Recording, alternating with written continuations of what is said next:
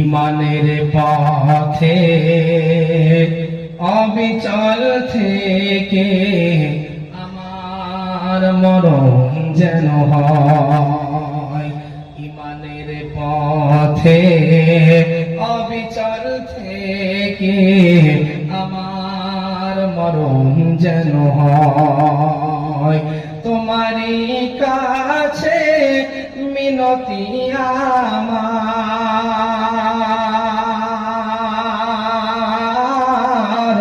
তোমারই কাছে মিনতি আমার।